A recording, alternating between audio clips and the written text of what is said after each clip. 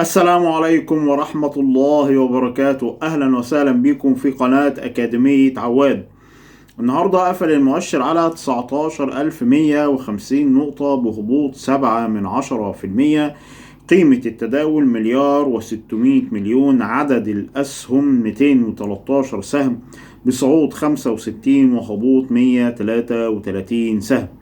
ترتيب الأسهم من حيث قيم التداول: أول سهم التجاري 205، بعد كده سهم بلتون 150 مليون، بعد كده مصر الجديدة 120، بعد كده الشرقية للدخان 75 مليون، بعد كده هيرمس 65 مليون.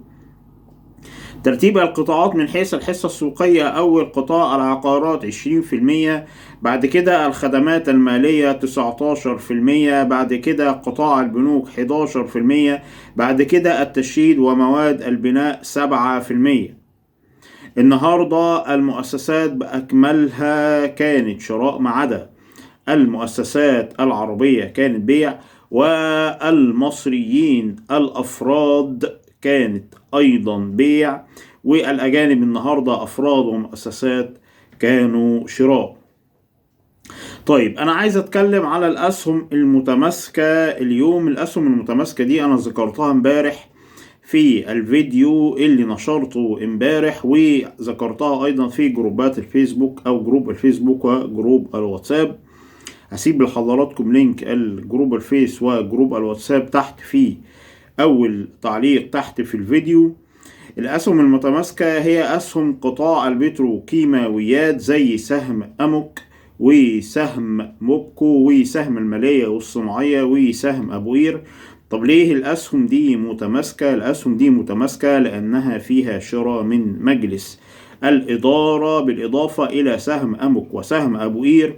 سهم أبو قير فيه شراء أيضا من مجلس الإدارة، وعنده اجتماع مجلس إدارة يوم 30/9 عشان يقر الكوبون المقترح، وممكن يزيد عن 5 جنيه في آخر قائمة مالية نشرها.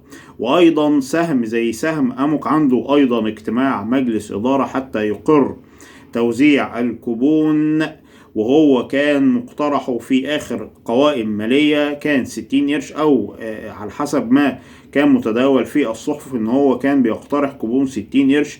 وأعتقد إن الكوبون 60 قرش ده أقل كوبون هيتم توزيعه، واحتمال إن هو يزيد في هذا الاجتماع.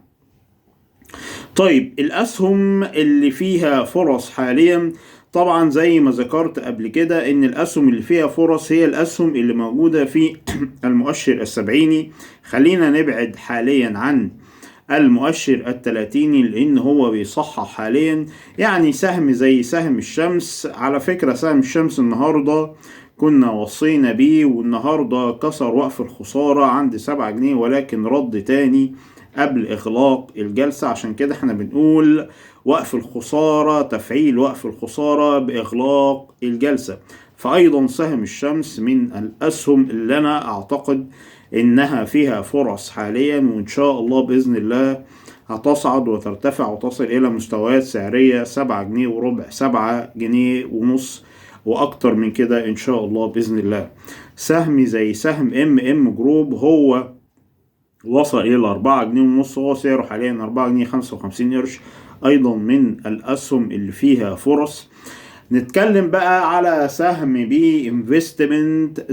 سهم بي انفستمنت طبعا تداول اليوم إن في خبر استحواذ على شركة أو سهم أوراسكوم المالية القابضة، والخبر اتكلم إن الصفقة دي هتتم في خلال أسبوعين أو قبل نهاية الشهر ده.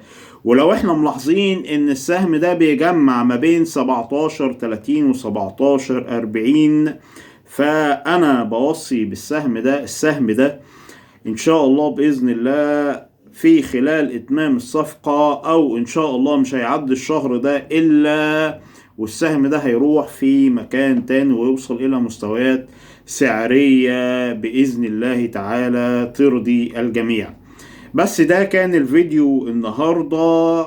اتكلمنا في أسهم الفرص والأسهم المتماسكة وسهم بي انفستمنت. أسيب لحضراتكم لينك الجروب الفيسبوك وجروب الواتساب تحت في أول كومنت في الفيديو، وما تنسوش الاشتراك في قناة أكاديمية عواد. وشكرا جدا لحضراتكم، وأهلا وسهلا بكم في قناة أكاديمية عواد مرة تانية. شكرا لكم.